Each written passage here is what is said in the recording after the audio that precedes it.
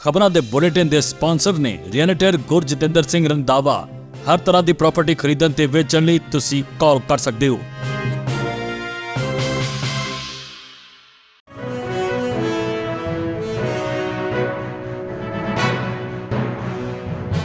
सत श्री अकाल। खबरां दे बुलेटिन दे विच तुहाडा स्वागत। तुसीं देख रहे हो पंजाब मेल USA TV। मैं वरुण कौर मान। पहला नज़र पाउंदे हां कुछ खास खबरां ते। सैकड़े भारतीयां नूं पहुंचाया कनेडा, कमाए 42 करोड़ रुपए। कनेडा च भारी बर्फबारी, 20 गड्डियां दी टक्कर, कई लोग जख्मी। अमरीका भेजेगा सहायता, गाजा नूं हवाई रस्तियों मनुखी, राष्ट्रपति बाइडन ने दित्ती मंजूरी। शुभकरण दी पोस्टमार्टम रिपोर्ट दे विच बंदूक दी गोली नाल मौत दे कई तत्थ आए सामने, पर अधिकारत तौर ते अजे नहीं हुई पुष्टि। किसान अंदोलन ने पंजाब भाजपा लीडरां दी नींद उड़ाई, कर रहे ने मंथन। किस अपराध दे विच सऊदी अरब ने 7 लोकां दे कीते ने सिर कलम, पूरी खबर दसांगे विस्तार विच। ते हुण इन्हां खबरां दा विस्तार। अमरीका कनेडा सने देश विदेश दीआं कई सारीआं खबरां।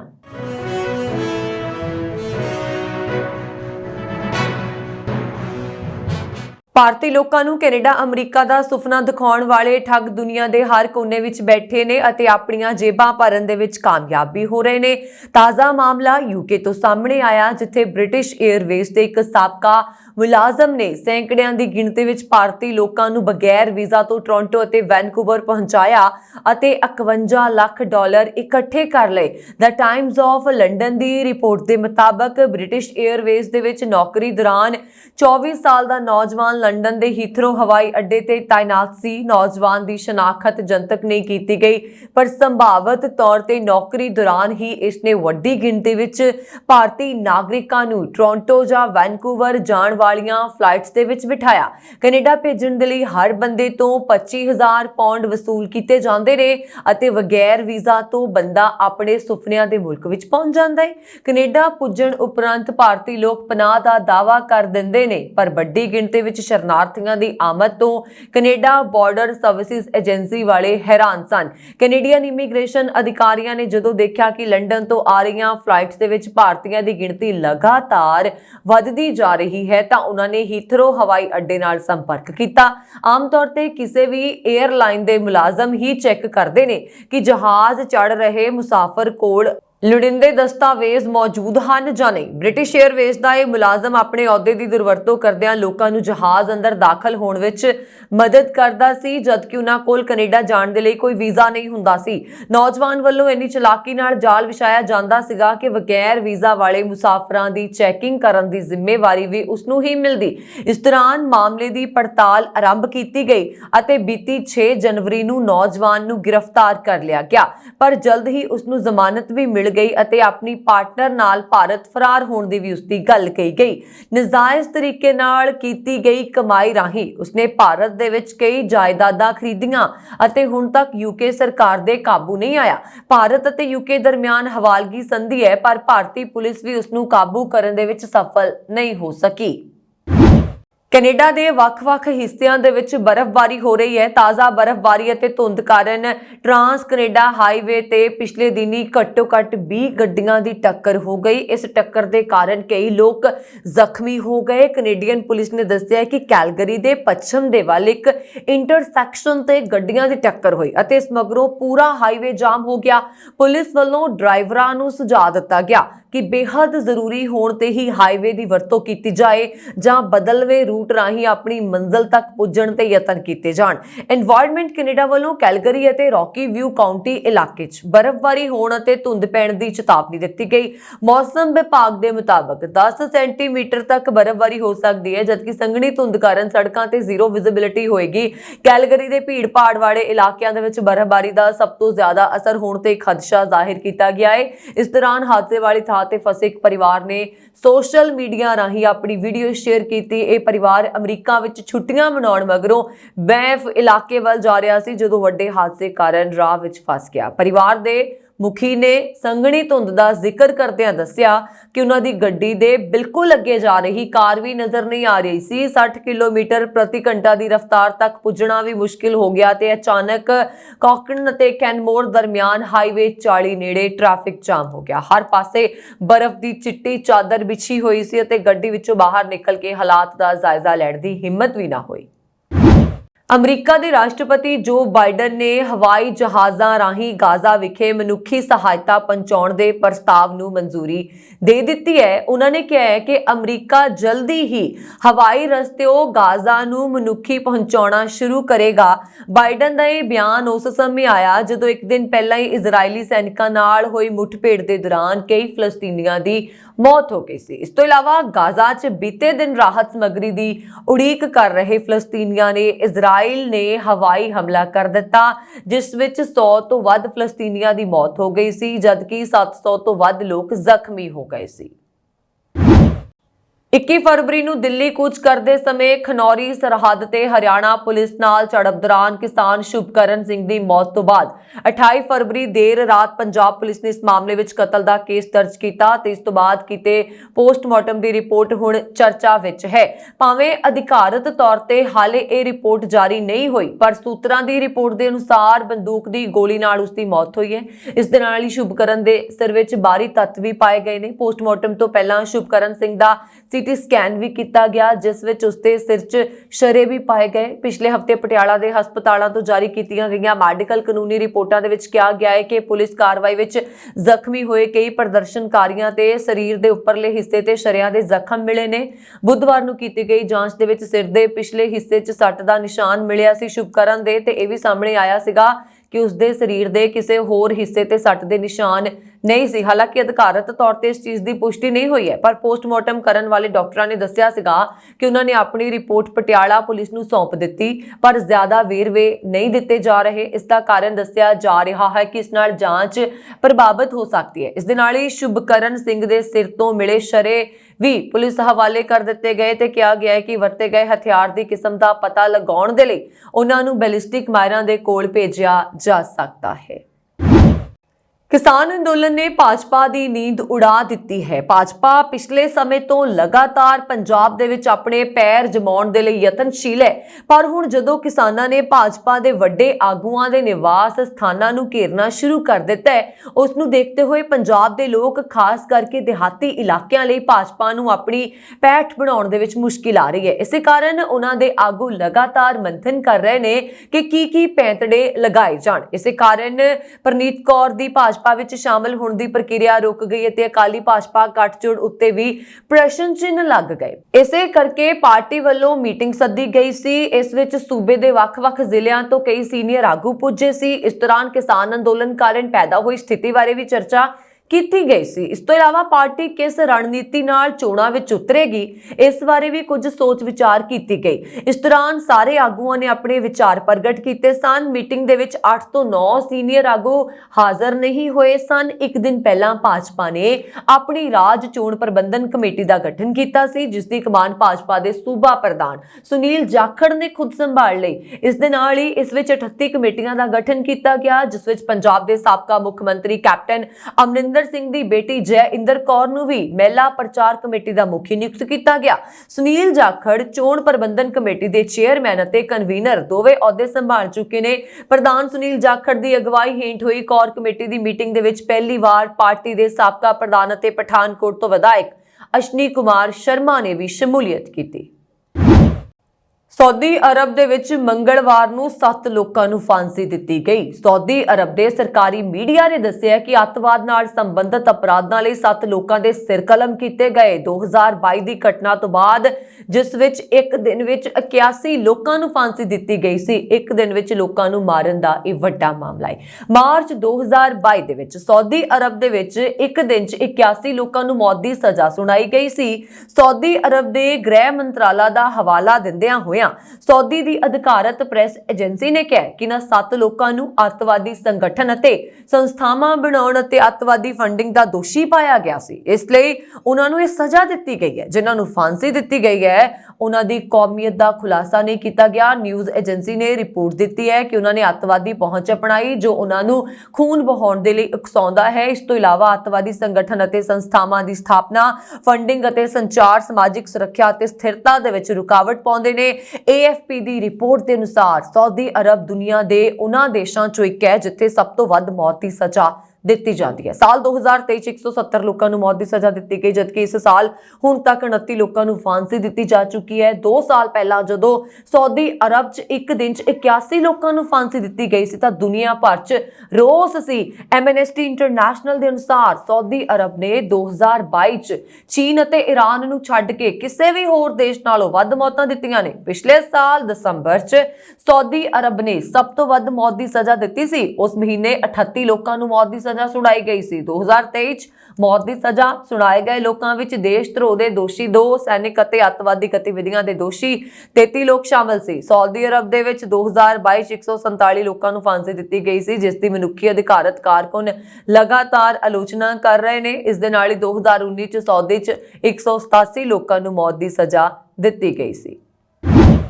ਅਮਰੀਕਾ ਵਿੱਚ ਸੱਤਾਧਾਰੀ ਡੈਮੋਕ੍ਰੈਟਿਕ ਪਾਰਟੀ ਦੇ ਪ੍ਰਭਾਵਸ਼ਾਲੀ ਸੰਸਦ ਮੈਂਬਰਾਂ ਦੇ ਇੱਕ ਸਮੂਹ ਨੇ ਪਾਕਿਸਤਾਨ 'ਚ ਹਾਲ ਹੀ ਵਿੱਚ ਹੋਈਆਂ ਚੋਣਾਂ 'ਚ ਧਾਂਦਲੀ ਹੋਣ ਦੇ ਪੁਖਤਾ ਸਬੂਤ ਹੋਣ ਦਾ ਵਰਣਨ ਕਰਦਿਆਂ ਰਾਸ਼ਟਰਪਤੀ ਜੋ ਬਾਈਡਨ ਨੂੰ ਇੱਕ ਪੱਤਰ ਲਿਖਿਆ ਹੈ। ਸਮੂਹ ਨੇ ਆਪਣੇ ਪੱਤਰ 'ਚ ਮੰਗ ਕੀਤੀ ਹੈ ਕਿ ਪਾਕਿਸਤਾਨ ਦੀ ਨਵੀਂ ਸਰਕਾਰ ਨੂੰ ਉਦੋਂ ਤੱਕ ਮਾਨਤਾ ਨਾ ਦਿੱਤੀ ਜਾਏ ਜਦੋਂ ਤੱਕ ਇਸ ਸੰਬੰਧ ਵਿੱਚ ਪਾਰਦਰਸ਼ੀ ਅਤੇ ਭਰੋਸੇਯੋਗ ਜਾਂਚ ਨਹੀਂ ਕਰਾਈ ਜਾਂਦੀ। ਇਸ ਗਰੁੱਪ ਦੇ ਵਿੱਚ ਮੁਸਲਿਮ ਸੰਸਦ ਮੈਂਬਰ ਵੀ ਸ਼ਾਮਲ ਨੇ। ਪਾਕਿਸਤਾਨ 'ਚ 8 ਫਰਵਰੀ ਨੂੰ ਹੋਈਆਂ ਆਮ ਚੋਣਾਂ ਦੇ ਵਿੱਚ ਵੱਡੇ ਪੱਧਰ ਤੇ ਧਾਂਦਲੀ ਹੋਣ ਦੇ ਦੋਸ਼ ਲਗਾਏ ਗਏ ਨੇ। ਚੋਣ ਨਤੀਜਿਆਂ ਵਿੱਚ ਖੰਡਿਤ ਫਤਵਾ ਮਿਲਿਆ ਸੀ। ਜੇਲ੍ਹ ਵਿੱਚ ਬੰਦ ਸਾਬਕਾ ਪ੍ਰਧਾਨ ਮੰਤਰੀ ਇਮਰਾਨ ਖਾਨ ਦੀ ਪਾਕਿਸਤਾਨ ਤਹਿਰੀਕ-ਏ-ਇਨਸਾਫ ਪਾਰਟੀ ਵੱਲੋਂ ਸਮਰਥਿਤ ਆਜ਼ਾਦ ਉਮੀਦਵਾਰਾਂ ਨੇ 266 ਮੈਂਬਰੀ ਨੈਸ਼ਨਲ ਅਸੈਂਬਲੀ 'ਚ 90 ਤੋਂ ਵੱਧ ਸੀਟਾਂ ਉੱਤੇ ਜਿੱਤ ਦਰਜ ਕੀਤੀ।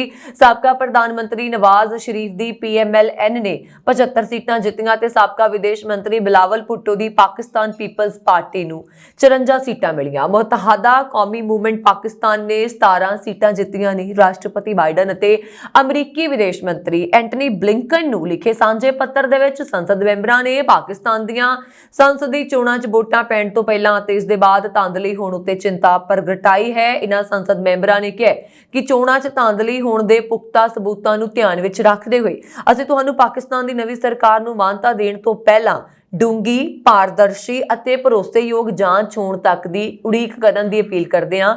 ਇਹ ਜ਼ਰੂਰੀ ਕਦਮ ਚੁੱਕੇ ਬਿਨਾਂ ਤੁਸੀਂ ਪਾਕਿਸਤਾਨੀ ਅਧਿਕਾਰੀਆਂ ਦੇ ਗੈਰ ਜਮਹੂਰੀ ਵਿਹਾਰ ਦਾ ਸਮਰਥਨ ਕਰਨ ਦਾ ਜ਼ੋਖਮ ਲਓਗੇ ਅਤੇ ਪਾਕਿਸਤਾਨੀ ਲੋਕਾਂ ਦੀ ਲੋਕਤੰਤਰੀ ਇੱਛਾ ਨੂੰ ਕਮਜ਼ੋਰ ਕਰ ਸਕਦੇ ਹੋ। ਪੱਤਰ ਤੇ ਦਸਤਖਤ ਕਰਨ ਵਾਲੇ ਸਾਰੇ 33 ਸੰਸਦ ਮੈਂਬਰ ਰਾਸ਼ਟਰਪਤੀ ਬਾਈਡਨ ਦੇ ਦੂਜੇ ਕਾਰਜਕਾਲ ਨੂੰ ਯਕੀਨੀ ਬਣਾਉਣ ਲਈ ਜ਼ਰੂਰੀ ਨੇ। ਇਸ ਵਿੱਚ ਕਿਹਾ ਗਿਆ ਹੈ ਕਿ ਪ੍ਰਭਾਵਸ਼ਾਲੀ ਮੁਸਲਿਮ ਸੰਸਦ ਮੈਂਬਰ ਰਸ਼ੀਦਾ ਤਲੀਬ, ਇਲਹਾਨ ਉਮਰ ਅਤੇ ਆਂਦਰੇ ਕਾਰਸਨ ਨੇ ਵੀ ਪੱਤਰ ਦਾ ਸਮਰਥਨ ਕੀਤਾ ਹੈ। ਪੱਤਰ ਤੇ ਭਾਰਤੀ ਮੂਲ ਦੀ ਕਾਂਗਰਸ ਮੈਂਬਰ ਪ੍ਰੈਮਿਲਾ ਜੈਪਾਲ ਨੇ ਵੀ ਦਸਤਖਤ ਕੀਤੇ ਨੇ। ਇਸ ਸਾਲ ਸੰਯੁਕਤ ਰਾਜ ਅਤੇ ਕੋਰੀਆ ਗਣਰਾਜ ਨੇ ਇੱਕ ਨਵੇਂ ਸਮਝੌਤੇ ਤੇ ਹਸਤਾਖਰ ਕਰਕੇ ਭਾਰਤ ਵਿੱਚ ਸਹਿਯੋਗ ਨੂੰ ਮਜ਼ਬੂਤ ਕਰਨ ਦੇ ਲਈ ਆਪਣੀ ਵਚਨਬੱਧਤਾ ਦਾ ਰਸਮੀ ਤੌਰ ਤੇ ਸੰਕੇਤ ਦਿੱਤਾ ਹੈ। ਇਸ ਸਾਂਝੇਦਾਰੀ ਨੂੰ ਸੰਬੰਧਿਤ ਅੰਤਰਰਾਸ਼ਟਰੀ ਵਿਕਾਸ ਏਜੰਸੀਆਂ, United States agency for international development ਅਤੇ ਕੋਰੀਆ ਇੰਟਰਨੈਸ਼ਨਲ ਕਾਰਪੋਰੇਸ਼ਨ ਏਜੰਸੀ ਦੇ ਸਹਿਯੋਗ ਨਾਲ ਅੱਗੇ ਵਧਾਇਆ ਜਾ ਰਿਹਾ ਹੈ। ਇਸ ਸਾਂਝੇਦਾਰੀ ਦਾ ਮੰਤਵ ਸਾਂਝੇ ਗਲੋਬਲ ਵਿਕਾਸ ਟੀਚਿਆਂ ਵੱਲ ਤਰੱਕੀ ਨੂੰ ਉਤਸ਼ਾਹਿਤ ਕਰਨਾ ਹੈ। ਇਸ ਸਮਝੌਤੇ ਤਹਿਤ USAID ਅਤੇ KOICA ਭਾਰਤ ਵਿੱਚ ਮੁਕਤ ਤਰਜੀਹਾਂ ਨੂੰ ਅੱਗੇ ਵਧਾਉਣ ਦੇ ਲਈ ਆਪਣੀਆਂ ਸੰਯੁਕਤ ਸਮਰੱਥਾਵਾਂ ਅਤੇ ਮਹਾਰਤ ਦਾ ਲਾਭ ਉਠਾਉਣਗੇ, ਜਿਸ ਵਿੱਚ ਔਰਤਾਂ ਦਾ ਆਰਥਿਕ ਸਸ਼ਕਤੀਕਰਨ, ਕੁਦਰਤੀ ਆਫਤ ਦੇ ਜ਼ੋਖਮ 'ਚ ਕਮੀ, ਨਿਕਾਸ 'ਚ ਕਮੀ ਅਤੇ ਜਲਵਾਯੂ ਲਚੀਲਾਪਨ, ਡਿਜੀਟਲ ਸਾਖਰਤਾ ਨੂੰ ਉਤਸ਼ਾਹਿਤ ਕਰਨਾ ਅਤੇ ਇਹਨਾਂ ਟੀਚਿਆਂ ਨੂੰ ਪ੍ਰਾਪਤ ਕਰਨ ਦੇ ਲਈ ਤਿਕੋਣੇ ਸਹਿਯੋਗ ਲਈ ਮੌਕਿਆਂ ਦਾ ਪਿੱਛਾ ਕਰਨਾ ਸ਼ਾਮਲ ਹੈ। ਭਾਰਤ ਵਿੱਚ ਅਮਰੀਕਾ ਦੇ ਰਾਜਦੂਤ ਐਰਿਕ ਨੇ ਕਿਹਾ ਹੈ ਕਿ ਨਵੇਂ ਸਮਝੌਤਾ ਪੱਤਰ ਸੰਯੁਕਤ ਰਾਜ ਅਤੇ ਕੋਰੀਆ ਗਣਰਾਜ ਦੇ ਲਈ ਸਹਿਯੋਗ ਦੀ ਸ਼ਕਤੀ ਨੂੰ ਵਰਤਣ ਦੇ ਲਈ ਇੱਕ ਮਹੱਤਵਪੂਰਨ ਕਦਮ ਹੈ। ਕੈਨੇਡਾ ਵਿਖੇ ਟੋਰਾਂਟੋ ਏਰੀਆ ਦੇ ਹਸਪਤਾਲਾਂ ਵਿੱਚ 29 ਫਰਵਰੀ ਨੂੰ 5 ਬੱਚਿਆਂ ਨੇ ਜਨਮ ਲਿਆ। ਇਹਨਾਂ ਵਿੱਚੋਂ 3 ਬੱਚੇ ਭਾਰਤੀ ਪਰਿਵਾਰਾਂ ਦੇ ਘਰ ਪੈਦਾ ਹੋਏ ਨੇ। ਕੈਨੇਡਾ ਵਿੱਚ ਇਸ ਵੇਲੇ 29 ਫਰਵਰੀ ਨੂੰ ਜੰਮੇ ਲੋਕਾਂ ਦੀ ਗਿਣਤੀ ਤਕਰੀਬਨ 26 ਤੋਂ 27 ਹਜ਼ਾਰ ਹੈ, ਜਦਕਿ ਪੂਰੀ ਦੁਨੀਆ ਵਿੱਚ 50 ਲੱਖ ਲੋਕਾਂ ਦਾ ਜਨਮ ਦਿਨ ਲੀਪ ਵਾਰੇ ਹੋਇਆ ਆਉਂਦਾ ਹੈ। ਟ੍ਰਿਲੀਅਮ ਹੈਲਥ ਪਾਰਟਨਰਸ ਦੇ ਵੱਲੋਂ ਸਾਂਝੀਆਂ ਕੀਤੀਆਂ ਗਈਆਂ ਤਸਵੀਰਾਂ ਦੇ ਵਿੱਚ 29 ਫਰਵਰੀ 2024 ਨੂੰ ਜੰਮੇ ਬੱਚੇ ਆਪਣੇ ਮਾਪਿਆਂ ਨਾਲ ਦੇਖੇ ਜਾ ਸਕਦੇ ਨੇ। ਮਿਸੀਸਾਗਾ ਦੇ ਹਸਪਤਾਲ ਅਤੇ ਕੁਈਨਜ਼ਵੇ ਹੈਲਥ ਸੈਂਟਰ ਵਿੱਚ ਵਿੱਚ ਇਹਨਾਂ ਬੱਚਿਆਂ ਦਾ ਜਨਮ ਹੋਇਆ। ਹੁਣ 4 ਸਾਲਾਂ ਬਾਅਦ ਇਹਨਾਂ ਦਾ ਪਹਿਲਾ ਜਨਮ ਦਿਨ ਆਏਗਾ। ਦੂਜੇ ਪਾਸੇ 29 ਫਰਵਰੀ ਨੂੰ ਜੰਮੇ ਪਰ ਹੁਣ ਬਾਲਗ ਹੋ ਚੁੱਕੇ ਕੁਝ ਲੋਕ ਟੋਰਾਂਟੋ ਦੇ ਡਾਊਨਟਾਊਨ ਵਿਖ ਇੱਕ ਰੈਸਟੋਰੈਂਟ 'ਚ ਇਕੱਠੇ ਹੋਏ ਅਤੇ ਆਪਣੇ ਜਨਮ ਦੀਆਂ ਖੁਸ਼ੀਆਂ ਸਾਂਝੀਆਂ ਕੀਤੀਆਂ। ਜਸ਼ਨ ਮਨਾਉਣ ਵਾਲਿਆਂ ਦੇ ਵਿੱਚ ਇੱਕ ਜੋੜਾ ਵੀ ਸ਼ਾਮਲ ਸੀ ਜਿਨ੍ਹਾਂ ਦੀ ਵਿਆਹ ਦੀ ਵਰ੍ਹੇਗੰਢ 29 ਫਰਵਰੀ ਨੂੰ ਹੁੰਦੀ ਹੈ ਤੇ 4 ਸਾਲਾਂ ਬਾਅਦ ਪੂਰੇ ਜੋਸ਼ ਨਾਲ ਦੋਵੇਂ ਜਣੇ ਇਹ ਦਿਨ ਮਨਾਉਂਦੇ ਨੇ। ਅਮਰੀਕਾ ਦੇ ਕੈਲੀਫੋਰਨੀਆ ਸੂਬੇ 'ਚ ਬੇ ਏਰੀਆ ਦਾ ਜ਼ਿਕਰ ਕੀਤਾ ਜਾਏ ਤਾਂ 20 ਤੋਂ ਵੱਧ ਬੱਚਿਆਂ ਨੇ 4 ਸਾਲ ਬਾਅਦ ਆਪਣੇ ਆਉਣ ਵਾਲੇ ਦਿਨ 'ਚ ਅੱਖਾਂ ਖੋਲੀਆਂ।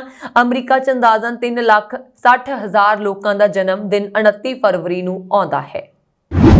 ਕੈਨੇਡਾ ਦੀ ਅਰਥ ਵਿਵਸਥਾ ਮੰਦੀ ਵਰਗੇ ਹਾਲਾਤਾਂ ਤੋਂ ਦੂਰ ਹੁੰਦੀ ਮਹਿਸੂਸ ਹੋਈ ਜਦੋਂ ਬੀਤੇ ਵਰ੍ਹੇ ਦੀ ਚੌਥੀ ਤਿਮਾਹੀ ਦੌਰਾਨ ਮੁਲਕ ਦੀ GDP ਦੇ ਵਿੱਚ 1% ਵਾਧਾ ਹੋਣ ਦੇ ਅੰਕੜੇ ਸਾਹਮਣੇ ਆਏ। ਆਰਥਿਕ ਵਿਕਾਸ ਦੇ ਵਿੱਚ ਆਈ ਤੇਜ਼ੀ ਮਾਹਿਰਾਂ ਵੱਲੋਂ ਲਗਾਏ ਜਾ ਰਹੇ ਕਿਆਸਿਆਂ ਤੋਂ ਬਿਲਕੁਲ ਉਲਟ ਹੈ ਕਿਉਂਕਿ ਤੀਜੀ ਤਿਮਾਹੀ ਦੌਰਾਨ GDP ਬੁਰੀ ਤਰ੍ਹਾਂ ਡਾਵਾਂਡੋਲ ਰਹੀ ਹੈ। ਦੂਜੇ ਪਾਸੇ 6 ਮਾਰਚ ਨੂੰ ਬੈਂਕ ਆਫ ਕੈਨੇਡਾ ਦੀ ਸਮੀਖਿਆ ਮੀਟਿੰਗ ਹੋਣੀ ਹੈ ਅਤੇ ਫਿਲਹਾਲ ਵਿਆਜ ਦਰਾਂ ਵਿੱਚ ਕੋਈ ਕਟੌਤੀ ਹੋਣ ਦੇ ਅਸਾਰ ਨਹੀਂ ਹੈ।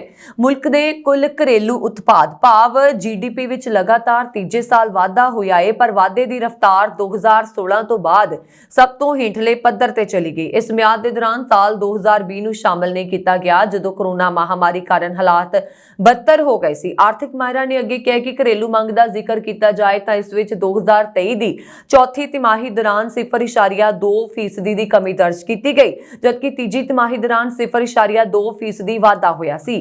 ਮਾਹਿਰਾਂ ਦੇ ਮੁਤਾਬਕ ਕੱਚੇ ਤੇਲ ਦੇ ਐਕਸਪੋਰਟ ਵਿੱਚ ਵਾਧਾ ਅਤੇ ਵਿਦੇਸ਼ਾਂ ਤੋਂ ਮੰਗਵਾਈਆਂ ਜਾ ਰਹੀਆਂ ਵਸਤਾਂ ਦੇ ਵਿੱਚ ਕਮੀ GDP ਉੱਪਰ ਵੱਲ ਜਾਣ ਦਾ ਮੁੱਖ ਕਾਰਨ ਬਣੀ ਹੈ। TD ਦੇ ਸੀਨੀਅਰ ਇਕਨੋਮਿਸਟ ਜੇਮਸ ਦਾ ਕਹਿਣਾ ਹੈ ਕਿ ਚੌਥੀ ਤਿਮਾਹੀ ਵਿੱਚ ਕਾਰਾਂ ਦੀ ਵਿਕਰੀ ਤੇਜ਼ ਹੋਈ ਅਤੇ ਛੁੱਟੀਆਂ ਦੌਰਾਨ ਲੋਕ ਸ਼ਾਪਿੰਗ ਮਾਲਸ ਵਿੱਚ ਖਰੀਦਦਾਰੀ ਕਰਦੇ ਨਜ਼ਰ ਆਏ। ਅਮਰੀਕਾ 'ਚ ਰਹਿ ਰਹੇ ਭਾਰਤੀਆਂ 'ਚੋਂ ਸਿੱਖ ਭਾਈਚਾਰਾ ਸਭ ਤੋਂ ਵੱਧ ਹਮਲਿਆਂ ਦੀਆਂ ਘਟਨਾਵਾਂ ਦਾ ਸਾਹਮਣਾ ਕਰ ਰਿਹਾ ਹੈ। ਹਾਲ ਹੀ ਵਿੱਚ ਅਲਬਾਮਾ 'ਚ ਗੁਰਦੁਆਰੇ ਦੇ ਬਾਹਰ ਰਾਗੀ ਗਰੁੱਪ ਦੇ ਮੈਂਬਰ ਰਾਜ ਸਿੰਘ ਦਾ 24 ਫਰਵਰੀ ਨੂੰ ਹਮਲਾਵਾਰਾਂ ਨੇ ਕਤਲ ਕਰ ਦਿੱਤਾ ਸੀ। ਉੱਥੇ ਅਮਰੀਕੀ ਜਾਂਚ ਏਜੰਸੀ FBI ਮੁਤਾਬਕ 2022 'ਚ ਸਿੱਖਾਂ ਤੇ ਹਮਲਿਆਂ ਦੀਆਂ 151 ਘਟਨਾਵਾਂ ਹੋਈਆਂ ਜੋ 2023 ਵਿੱਚ ਵੱਧ ਕੇ 198 ਹੋ ਗਈਆਂ। ਸਿੱਖਾਂ ਵਿਰੁੱਧ ਨਫ਼ਰਤੀ ਅਪਰਾਧਾਂ ਦੇ ਮਾਮਲਿਆਂ ਦੇ ਵਿੱਚ 31% ਵਾਧਾ ਹੋਇਆ ਹੈ। ਅਮਰੀਕਾ ਦੇ New York, California, new jersey, Alabama, Washington ਅਤੇ ਸਿਆਟਲ ਵਿੱਚ ਸਿੱਖਾਂ ਵਿਰੁੱਧ ਸਭ ਤੋਂ ਵੱਧ ਕੇਸ ਦਰਜ ਕੀਤੇ ਗਏ ਨੇ ਜਦੋਂ ਕਿ ਅਮਰੀਕਾ ਵਿੱਚ ਰਹਿ ਰਹੇ ਭਾਰਤੀ ਭਾਈਚਾਰਿਆਂ ਦੇ ਵਿਰੁੱਧ ਨਫ਼ਰਤੀ ਅਪਰਾਧਾਂ ਦੇ ਕੁੱਲ ਮਾਮਲੇ 2022 ਚ 375 ਅਤੇ 2023 ਚ 520 ਸੀ।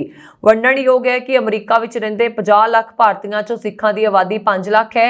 ਅਮਰੀਕਾ ਵਿੱਚ ਸਿੱਖ ਗਲਤ ਪਛਾਣ ਦਾ ਸ਼ਿਕਾਰ ਹੋ ਜਾਂਦੇ ਨੇ। ਉਹਨਾਂ ਦੀ ਦਸਤਾਰ ਅਤੇ ਦਾੜੀ ਕਾਰਨ ਉਹਨਾਂ ਨੂੰ ਮੁਸਲਮਾਨ ਸਮਝ ਲਿਆ ਜਾਂਦਾ ਹੈ। ਕੁਝ ਘਟਨਾਵਾਂ 'ਚ ਹਮਲਾਵਰਾਂ ਨੇ ਪੁਲਿਸ ਕੋਲ ਇਸ ਗੱਲ ਦਾ ਖੁਲਾਸਾ ਵੀ ਕੀਤਾ ਹੈ। ਭਾਰਤ ਨੇ ਵੀਰਵਾਰ ਨੂੰ ਕਿਹਾ ਕਿ ਰੂਸ ਵਿੱਚ ਫਸੇ ਘੱਟੋ-ਘੱਟ 20 ਨਾਗਰਿਕਾਂ ਨੇ ਭਾਰਤੀ ਅਧਿਕਾਰੀਆਂ ਨਾਲ ਸੰਪਰਕ ਕਰਕੇ ਤੁਰੰਤ ਮਦਦ ਦੀ ਮੰਗ ਕੀਤੀ ਹੈ।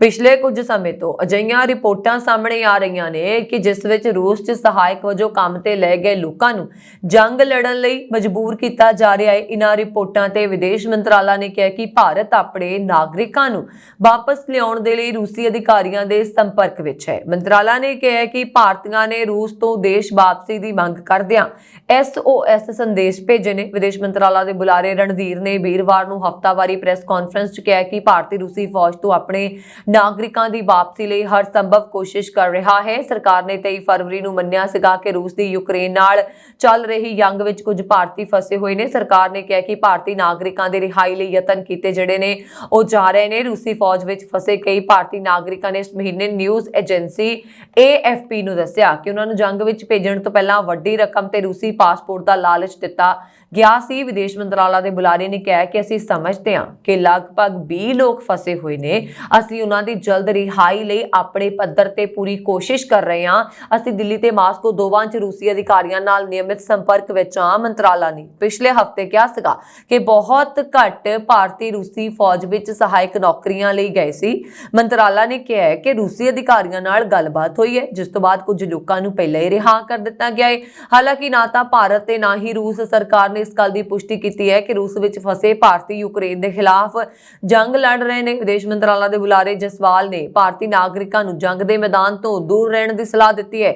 ਰੂਸ ਵਿੱਚ ਫਸੇ ਭਾਰਤੀਆਂ ਨੇ AFP ਨਾਲ ਗੱਲ ਕੀਤੀ ਹੈ। ਉਹਨਾਂ ਦਾ ਕਹਿਣਾ ਹੈ ਕਿ ਉਹਨਾਂ ਨੂੰ ਕਿਹਾ ਗਿਆ ਸੀਗਾ ਕਿ ਉਹਨਾਂ ਨੇ ਫੌਜ ਵਿੱਚ ਸਹਾਇਕ ਵਜੋਂ ਕੰਮ ਕਰਨਾ ਹੈ ਤੇ ਯੁੱਧ ਨਹੀਂ ਲੜਨਾ ਹੈ, ਪਰ ਉਹਨਾਂ ਨੂੰ ਕਲਾਸ਼ਨੀਕੋਵ, ਅਸੌਲਟ ਰਾਈਫਲ ਤੇ ਹੋਰ ਹਥਿਆਰਾਂ ਦੀ ਸਿਖਲਾਈ ਦਿੱਤੀ ਗਈ ਸੀ। ਸਿਖਲਾਈ ਤੋਂ ਬਾਅਦ ਉਹਨਾਂ ਨੂੰ ਲੜਨ ਦੇ ਲਈ ਯੂਕਰੇਨ ਭੇਜਿਆ ਗਿਆ। ਰੱਖਿਆ ਮੰਤਰਾਲੇ ਵੱਲੋਂ ਜੰਗ ਵਿੱਚ ਲੜ ਰਹੇ ਭਾਰਤੀਆਂ ਨੂੰ ਰੂਸੀ ਭਾਸ਼ਾ ਵਿੱਚ ਜਾਰੀ ਕੀਤੇ ਗਏ ਇਕਰਾਰਨਾਮੇ 'ਚ ਲਿਖਿਆ ਗਿਆ ਹੈ ਕਿ ਉਹਨਾਂ ਦੀ ਡਿਊਟੀ ਹਥਿਆਰਬੰਦ ਬਲਾਂ 'ਚ ਫੌਜੀ ਸੇਵਾ ਕਰਨਾ ਹੈ। ਕੈਨੇਡਾ ਦੇ ਸਿਹਤ ਮੰਤਰੀ ਮਾਰਕ ਨੇ ਵੀਰਵਾਰ ਨੂੰ pharmacare bill House of Commons ਵਿੱਚ ਪੇਸ਼ ਕਰ ਦਿੱਤਾ ਤੇ ਇਸ ਤੇ ਪਾਸ ਹੋਣ ਮਗਰੋਂ ਮੁਲਕ ਦੇ ਲੋਕਾਂ ਨੂੰ ਡਾਕਟਰ ਦੀ ਪਰਚੀ ਤੇ ਲਿਖੀਆਂ ਦਵਾਈਆਂ ਬੇहद ਸਸਤੇ ਭਾਅ ਮਿਲਣੀਆਂ ਆਰੰਭ ਹੋ ਜਾਣਗੀਆਂ। ਕੇਵਲ ਇੰਨਾ ਹੀ ਨਹੀਂ, ਬਿੱਲ ਦੇ ਵਿੱਚ ਡਾਇਬੀਟੀਜ਼ ਅਤੇ ਬਰਥ ਕੰਟਰੋਲ ਪਿਲਸ ਮੁਫਤ ਦੇਣ ਦੀ ਤਜਵੀਜ਼ ਰੱਖੀ ਗਈ ਹੈ। ਐਨਡੀਪੀ ਨੇ 29 ਫਰਵਰੀ ਦੇ ਦਿਨ ਨੂੰ ਕੈਨੇਡਾ ਵਾਸੀਆਂ ਲਈ ਇਤਿਹਾਸਕ ਕਰਾਰ ਦਿੰਦਿਆਂ ਕਿਹਾ ਹੈ ਕਿ 1940 ਦੇ ਦਹਾਕੇ 'ਚ ਟੌਮੀ ਵੱਲੋਂ ਦੇਖਿਆ ਸੁਪਨਾ ਪੂਰਾ ਹੋ ਗਿਆ। National single payer pharmacare ਰਾਹੀਂ ਸਿਹਤ ਸੰਭਾਲ ਹੋਰ ਸੁਖਾਲੀ ਹੋ ਜਾਏਗੀ। ਹਾਊਸ ਆਫ ਕਾਮਨਸ ਦੇ ਵਿੱਚ ਬਿੱਲ ਪਾਸ ਹੋਣ ਮਗਰੋਂ ਸੂਬਾ ਸਰਕਾਰ ਨਾਲ ਸਮਝੌਤੇ ਕਰਨੇ ਹੋਣਗੇ ਅਤੇ ਐਲਬਰਟਾ ਸਰਕਾਰ ਪਹਿਲਾਂ ਹੀ ਫਾਰਮ ਕੇਅਰ ਵਿੱਚੋਂ ਬਾਹਰ ਰਹਿਣ ਦਾ ਐਲਾਨ ਕਰ ਚੁੱਕੀ ਹੈ। ਸਿਹਤ ਮੰਤਰੀ ਮਾਰਕ ਨੇ ਕਿਹਾ ਕਿ ਮੁੱਢਲੇ ਤੌਰ 1.5 ਅਰਬ ਦਾ ਖਰਚਾ ਆ ਸਕਦਾ ਹੈ, ਪਰ ਇਸ ਦੇ ਨਾਲ ਹੀ ਰਾਜ ਸਰਕਾਰਾਂ ਤੇ ਟੈਰੀਟਰੀਜ਼ ਨਾਲ 13 ਸਮਝੌਤਿਆਂ ਨੂੰ ਸਹੀਬੱਧ ਕਰਨਾ ਲਾਜ਼ਮੀ ਹੋਏਗਾ। ਇਸ ਦੌਰਾਨ ਕੈਨੇਡੀਅਨ ਫਾਰਮਾਸਿਸਟ ਐਸੋਸੀਏਸ਼ਨ ਦੀ ਜੋਇਲ ਵਾਕਰ ਨੇ ਸਵਾਲ ਉਠਾਇਆ ਕਿ ਉਸ ਬੈਂਕ ਵਰਗੀ ਦਵਾਈ ਨੂੰ ਫਾਰਮ ਕੇਅਰ ਤੋਂ ਬਾਹਰ ਕਿਉਂ ਰੱਖਿਆ ਗਿਆ ਹੈ। ਕੈਨੇਡਾ ਦੀ ਵਿਦੇਸ਼ ਮੰਤਰੀ ਮੈਲਾਨੀਆ ਜੋਲੀ ਨੇ ਕਿਹਾ ਹੈ ਕਿ ਕੈਨੇਡਾ ਰੂਸੀ ਹੀਰਿਆਂ ਤੇ ਵਾਧੂ ਆਯਾਤ ਪਾਬੰਦੀਆਂ ਲਗਾ ਰਿਹਾ ਹੈ। ਜੋਲੀ ਨੇ ਸ਼ੁੱਕਰਵਾਰ ਨੂੰ ਇੱਕ ਬਿਆਨ 'ਚ ਕਿਹਾ ਕਿ ਇਹ ਪਾਬੰਦੀ 1 ਕੈਰਟ ਅਤੇ ਇਸ ਤੋਂ ਵੱਧ ਵਜ਼ਨ ਵਾਲੇ ਰੂਸੀ ਹੀਰਿਆਂ ਦੇ ਅਸਿੱਧੇ ਆਯਾਤ ਤੋਂ ਨਿਸ਼ਾਨਾ ਬਣਾ ਕੇ ਰੂਸ ਤੋਂ ਹੀਰਿਆਂ ਅਤੇ ਹੀਰੇ ਜਵਾਹਰਾਤ ਸੰਬੰਧਿਤ ਉਤਪਾਦਾਂ ਤੇ ਕੈਨੇਡਾ ਦੀਆਂ ਦਸੰਬਰ 2023 ਦੀਆਂ ਆਯਾਤ ਪਾਬੰਦੀਆਂ ਤੇ ਆਧਾਰਿਤ ਹੈ। ਇੱਕ ਨਿਊਜ਼ ਏਜੰਸੀ ਦੀ ਰਿਪੋਰਟ ਦੇ ਹਵਾਲੇ ਨਾਲ ਉਹਨਾਂ ਨੇ ਕਿਹਾ ਹੈ ਕਿ ਰੂਸ ਤੋਂ ਗੈਰ ਉਦਯੋਗਿਕ ਹੀਰਿਆਂ ਦੇ ਨਿਰਯਾਤ ਨਾਲ ਪੁਤਿਨ ਸ਼ਾਸਨ ਦੇ ਮਾਲੀਏ ਨੂੰ ਘਟਾਉਣ ਦੇ ਲਈ G7 ਨੇਤਾਵਾਂ ਵੱਲੋਂ ਫਰਵਰੀ, ਮਈ ਅਤੇ ਦਸੰਬਰ 2023 ਚ ਕੀਤੀਆਂ ਗਈਆਂ ਵਚਨਬੱਧਤਾਵਾਂ ਦੇ ਅਨੁਕੂਲ ਹੈ। ਬਿਆਨ ਦੇ ਅਨੁਸਾਰ ਰੂਸ ਦੁਨੀਆ ਦਾ ਸਭ ਤੋਂ ਵੱਡਾ ਕੱਚਾ ਹੀਰਾ ਉਤਪਾਦਕ ਹੈ ਅਤੇ ਹੀਰੇ ਅਤੇ ਹੀਰਾ ਉਤਪਾਦਾਂ ਦਾ ਇੱਕ ਮਹੱਤਵਪੂਰਨ ਵਿਸ਼ਵ ਨਿਰਯਾਤਕ ਵੀ ਹੈ। 2022 ਵਿੱਚ ਰੂਸ ਦੇ ਕੁੱਲ ਨਿਰਯਾਤ ਦਾ ਮੁੱਲ ਲਗਭਗ 5.2 ਮਿਲੀਅਨ ਕੈਨੇਡੀਅਨ ਡਾਲਰ ਤੋਂ ਵੱਧ ਹੋ ਗਿਆ। ਬਿਆਨ ਦੇ ਵਿੱਚ ਕਿਹਾ ਗਿਆ ਹੈ ਕਿ ਕੁੱਲ ਮਿਲਾ ਕੇ G7 ਦੇਸ਼ ਦੁਨੀਆ ਦੇ 7% ਹੀਰਾ ਬਾਜ਼ਾਰ ਦੀ ਨੁਮਾਇੰਦਗੀ ਕਰਦੇ ਨੇ। G7 ਸਮੂਹ ਵਿੱਚ Canada, France, Germany, Italy, Japan, United Kingdom ਅਤੇ ਅਮਰੀਕਾ ਸ਼ਾਮਲ ਨੇ। ਤੁਹਾਡੇ ਹੱਥ, ਪੈਰ, ਧੌਣ, ਪੇਟ ਅਤੇ ਇੱਥੋਂ ਤੱਕ ਕਿ ਸਰੀਰ ਦੇ ਕਿਸੇ ਵੀ ਹਿੱਸੇ ਤੇ ਬਣਾਏ ਜਾ ਰਹੇ ਰੰਗ-ਬਰੰਗੇ ਫੈਸ਼ਨੇਬਲ ਟੈਟੂ ਤੁਹਾਡੀ ਸਿਹਤ ਨੂੰ ਖਰਾਬ ਕਰ ਸਕਦੇ ਨੇ ਅਤੇ ਅਜਿਹੀ ਬਿਮਾਰੀ ਦੇ ਸਕਦੇ ਨੇ ਜੋ ਪੂਰੀ ਤਰ੍ਹਾਂ ਠੀਕ ਹੋ ਸਕਣੀ ਮੁਸ਼ਕਿਲ ਹੈ। ਜਰਨਲ ਐਨਾਲਿਟੀਕਲ ਕੈਮਿਸਟਰੀ ਵਿੱਚ ਪ੍ਰਕਾਸ਼ਿਤ ਇੱਕ ਨਵੇਂ ਅਧਿਐਨ 'ਚ ਦਾਅਵਾ ਕੀਤਾ ਗਿਆ ਹੈ ਕਿ ਟੈਟੂ ਦੀ ਸਿਆਹੀ 'ਚ ਮੌਜੂਦ ਕੈਮੀਕਲਸ ਨਾਲ ਚਮੜੀ ਦੇ ਕੈਂਸਰ ਵਰਗੀ ਖਤਰਨਾਕ ਬਿਮਾਰੀ ਹੋਣ ਦੀ ਸੰਭਾਵਨਾ ਹੁੰਦੀ ਹੈ। ਇਸ ਤੋਂ ਇਲਾਵਾ ਇਹ ਇਮਿਊਨ ਸਿਸਟਮ ਨੂੰ ਕਮਜ਼ੋਰ ਕਰ ਸਕਦਾ ਹੈ ਅਤੇ ਸਰੀਰ ਦੇ ਅੰਗਾਂ ਨੂੰ ਵੀ ਨੁਕਸਾਨ ਪਹੁੰਚਾ ਸਕਦਾ ਹੈ। ਦੱਸਿਆ ਜਾ ਰਿਹਾ ਹੈ ਕਿ America the food and drug administration tattoo ਬਣਾਉਣ 'ਚ ਵਰਤੀ ਜਾਣ ਵਾਲੀ ਸਿਆਹੀ 'ਚ ਮੌਜੂਦ ਕੈਮੀਕਲਸ ਦੀ ਨਿਗਰਾਨੀ ਸ਼ੁਰੂ ਕਰੇਗਾ। ਅਮਰੀਕਾ 'ਚ ਕੀਤੇ ਗਏ ਇਸ ਅਧਿਐਨ ਦੇ ਵਿੱਚ ਟੈਟੂ ਦੀ ਸਿਆਹੀ ਦੇ 54 ਨਮੂਨਿਆਂ ਦੀ ਜਾਂਚ ਕੀਤੀ ਗਈ ਹੈ। ਇਸ ਦੇ ਨਤੀਜਿਆਂ ਤੋਂ ਪਤਾ ਲੱਗਿਆ ਕਿ ਇਹਨਾਂ 'ਚੋਂ 90% ਨਮੂਨਿਆਂ 'ਚ ਅਜਿਹੇ ਕੈਮੀਕਲ ਪਾਏ ਗਏ ਜੋ ਸਿਹਤ ਦੇ ਲਈ ਹਾਨੀਕਾਰਕ ਨੇ। ਬਹੁਤੀਆਂ ਕੈਨੇਡੀਅਨ ਆਟੋ ਇੰਸ਼ੋਰੈਂਸ ਕੰਪਨੀਆਂ ਵੱਲੋਂ ਆਪਣੇ ਕਸਟਮਰਜ਼ ਨੂੰ ਚੋਰੀ ਤੋਂ ਬਚਣ ਦੇ ਲਈ ਆਪਣੀਆਂ ਗੱਡੀਆਂ ਵਿੱਚ ਟਰੈਕਿੰਗ ਡਿਵਾਈਸਿਸ ਲਗਾਉਣ ਦੀ ਸਲਾਹ ਦਿੱਤੀ ਜਾ ਰਹੀ ਹੈ, ਪਰ ਕੁਝ ਇੰਸ਼ੋਰੈਂਸ ਕੰਪਨੀਆਂ ਇਸ ਲਈ ਪੈਸੇ ਦੇਣ ਵਾਸਤੇ ਤਿਆਰ ਨੇ, ਜਦਕਿ ਬਾਕੀ ਅਜਿਹਾ ਨਹੀਂ ਕਰਨਾ ਚਾਹੁੰਦੀਆਂ। ਨਿਊ ਮਾਰਕੀਟ ਦੀ ਇਲੇਨ ਨੇ ਦੱਸਿਆ ਹੈ ਕਿ ਬਹੁਗਿਣਤੀ ਇੰਸ਼ੋਰੈਂਸ ਕੰਪਨੀਆਂ ਵੱਲੋਂ ਇਹ ਸਿਸਟਮ ਅਪਣਾਇਆ ਜਾਂਦਾ ਹੈ। ਉਹਨਾਂ ਨੇ ਕਿਹਾ ਕਿ ਜੇ ਉਹ ਉਸ ਦੀ ਗੱਡੀ ਵਿੱਚ ਟਰੈਕਿੰਗ ਡਿਵਾਈਸ ਲਗਾਉਣਾ ਚਾਹੁੰਦੇ ਨੇ ਤਾਂ ਉਹ ਵੀ ਪੈਸੇ ਦੇਣ ਦੇ ਲਈ ਤਿਆਰ ਨੇ। ਗਲੋਬਲ ਫੇਮ ਸਿੰਗਰ ਰਿਹਾਨਾ ਅਰਬਪਤੀ ਕਾਰੋਬਾਰੀ ਮੁਕੇਸ਼ ਅੰਬਾਨੀ ਦੇ ਬੇਟੇ ਅਨੰਤ ਅੰਬਾਨੀ ਅਤੇ ਰਾਧਿਕਾ ਮਰਚੈਂਟ ਦੇ ਪ੍ਰੀ ਵੈਡਿੰਗ ਫੰਕਸ਼ਨ ਦਾ ਹਿੱਸਾ ਬਣ ਗਈ। ਰਿਹਾਨਾ ਵੀਰਵਾਰ ਨੂੰ ਜਮਨਾ ਨਗਰ ਗੁਜਰਾਤ ਪਹੁੰਚੀ ਤਾਂ ਕਿ ਇਸ ਪ੍ਰੋਗਰਾਮ 'ਚ ਸ਼ਾਨਦਾਰ ਪ੍ਰਦਰਸ਼ਨ ਕੀਤਾ ਜਾ ਸਕੇ। ਪੌਪ ਕੁਈਨ ਦੇ ਆਉਣ ਤੋਂ ਪਹਿਲਾਂ ਉਹਨਾਂ ਲਈ ਵਿਸ਼ੇਸ਼ ਪ੍ਰਬੰਧ ਕੀਤੇ ਗਏ ਸੀ। ਜੰਗਲ ਥੀਮ ਵਾਲੀ ਕਾਰ ਤੋਂ ਲੈ ਕੇ ਸਥਾਨ ਤੱਕ ਵੱਡੇ ਕੰਟੇਨਰਾਂ ਨੂੰ ਲਿਜਾਣ ਤੱਕ ਰਿਹਾਨਾ ਅਤੇ ਉਸਦੀ ਹਰ ਜ਼ਰੂਰਤ ਦਾ ਧਿਆਨ ਰੱਖਿਆ ਗਿਆ ਸੀ। ਉੱਥੇ ਮੀਡੀਆ ਰਿਪੋਰਟਾਂ ਦੀ ਮੰਨੀਏ ਤਾਂ ਰਿਹਾਨਾ ਨੇ ਅੰਬਾਨੀ ਪਰਿਵਾਰ ਦੇ ਇਸ ਜਸ਼ਨ ਦਾ ਹਿੱਸਾ ਬਣਨ ਦੇ ਲਈ ਕਰੋੜਾਂ ਦੇ ਵਿੱਚ ਫੀਸ ਵਸੂਲੀ ਹੈ। ਰਿਹਾਨਾ ਦੀ ਯਮੁਨਾ ਨਗਰ 'ਚ ਮੌਜੂਦਗੀ ਦੀ ਵੱਡੀ ਕੀਮਤ ਹੈ। ਮੇਲ ਆਨਲਾਈਨ ਦੇ ਅਨੁਸਾਰ ਗ੍ਰੈਮੀ ਜੇਤੂ ਗਾਇਕਾ ਨੂੰ 5 ਮਿਲੀਅਨ ਅਮਰੀਕੀ ਡਾਲਰ ਦੀ ਰਕਮ ਅਦਾ ਕੀਤੀ ਗਈ, ਜੋ ਕਿ ਲਗਭਗ 41.4 ਕਰੋੜ ਰੁਪਏ ਹੈ। ਇਹ ਕੋਈ ਹੈਰਾਨ ਕਰਨ ਵਾਲੀ ਗੱਲ ਨਹੀਂ ਹੈ, ਕਿਉਂਕਿ ਅੰਬਾਨੀ ਨੇ ਇਸ ਤੋਂ ਪਹਿਲਾਂ 2018 'ਚ ਆਪਣੀ ਧੀ ਈਸ਼ਾ ਦੇ ਵਿਆਹ ਵਿੱਚ ਪ੍ਰਦਰਸ਼ਨ ਕਰਨ ਦੇ ਲਈ ਬਿਯੋਂਜ਼ ਨੂੰ 6 ਮਿਲੀਅਨ ਡਾਲਰ ਦਾ ਭੁਗਤਾਨ ਕੀਤਾ ਸੀ। ਸਾਲ 2021 ਵਿੱਚ ਰਿਹਾਨਾ ਨੇ ਕੇਂਦਰ ਸਰਕਾਰ ਦੁਆਰਾ ਪੇਸ਼ ਕੀਤੇ ਗਏ 3 ਖੇਤੀਬਾੜੀ ਕਾਨੂੰਨਾਂ ਦੇ ਖਿਲਾਫ ਦਿੱਲੀ ਦੀਆਂ ਸਰਹੱਦਾਂ ਤੇ ਪ੍ਰਦਰਸ਼ਨ ਕਰ ਰਹੇ ਕਿਸਾਨਾਂ ਨੂੰ ਸਮਰਥਨ ਦੇ ਕੇ ਭਾਰਤ ਵਿੱਚ ਸੁਰਖੀਆਂ ਵਟੋਰੀਆਂ। 32 ਸਾਲਾ ਪੌਪ ਸਟਾਰ ਨੇ ਟਵਿੱਟਰ ਤੇ ਵਿਰੋਧ ਪ੍ਰਦਰਸ਼ਨ ਨਾਲ ਜੁੜੀ ਖਬਰ ਸਾਂਝੀ ਕੀਤੀ, ਨਾਲ ਹੀ ਲਿਖਿਆ ਸੀ ਇਸ ਬਾਰੇ ਗੱਲ ਕਿਉਂ ਨਹੀਂ ਕਰ ਰਹੇ। ਇਸ ਦੇ ਨਾਲ ਹੀ ਉਹਨਾਂ ਨੇ ਫਾਰਮ ਪ੍ਰੋਟੈਸਟ ਹੈਸ਼ਟੈਗ ਵੀ ਜੋੜਿਆ। ਰਿਹਾਨਾ ਤੋਂ ਇਲਾਵਾ ਅਮਰੀਕੀ ਗਾਇਕ ਅਤੇ ਗੀਤਕਾਰ ਜੇ ਬਰਾਊਨ ਅਤੇ ਬਹੁ ਯੰਤਰਕਾਰ ਗੀਤਕਾਰ ਨਿਰਮਾਤਾ ਅਤੇ ਬੌਸਿਸਟ ਐਡਮ ਬਲੈਕਸਟੋਨ ਵੀ ਯਮੁਨਾ ਨਗਰ ਪਹੁੰਚੇ। ਬੁੱਧਵਾਰ ਨੂੰ ਅੰਬਾਨੀ ਪਰਿਵਾਰ ਤੇ ਅਨੰਤ ਅੰਬਾਨੀ ਅਤੇ ਰਾਧਿਕਾ ਮਰਚੈਂਟ ਦੇ ਵਿਆਹ ਤੋਂ ਪਹਿਲਾਂ ਦੇ ਸਮਾਗਮਾਂ ਤੋਂ ਪਹਿਲਾਂ ਸਥਾਨਕ ਭਾਈਚਾਰੇ ਦਾ ਆਸ਼ੀਰਵਾਦ ਲੈਣ ਦੇ ਲਈ ਅੰਨ ਸੇਵਾ ਦਾ ਆਯੋਜਨ ਵੀ ਕੀਤਾ ਗਿਆ ਸੀ। ਭੋਜਨ ਤੋਂ ਬਾਅਦ ਹਜ਼ਾਰਾਂ ਸੰਗਤਾਂ ਨੇ ਰਵਾਇਤੀ ਲੋਕ ਸੰਗੀਤ ਦਾ ਆਨੰਦ ਵੀ ਮਾਣਿਆ। ਇਹ ਸਨ ਹੁਣ ਤੱਕ ਦੀਆਂ ਖਬਰਾਂ। ਮੈਨੂੰ ਵਰੁਣ ਕੌਰ ਮਾਨ ਨੂੰ ਦਿਵਾ ਗਿਆ। ਹੋਰ ਖਬਰਾਂ ਦੇ ਲਈ ਸਾਡਾ YouTube ਚੈਨਲ ਪੰਜਾਬ ਮੇਲ USA TV ਜ਼ਰੂਰ ਸਬਸਕ੍ਰਾਈਬ ਕਰੋ ਜੀ। ਸ਼ੁਕਰੀਆ, ਸਤਿ ਸ਼੍ਰੀ ਅਕਾਲ।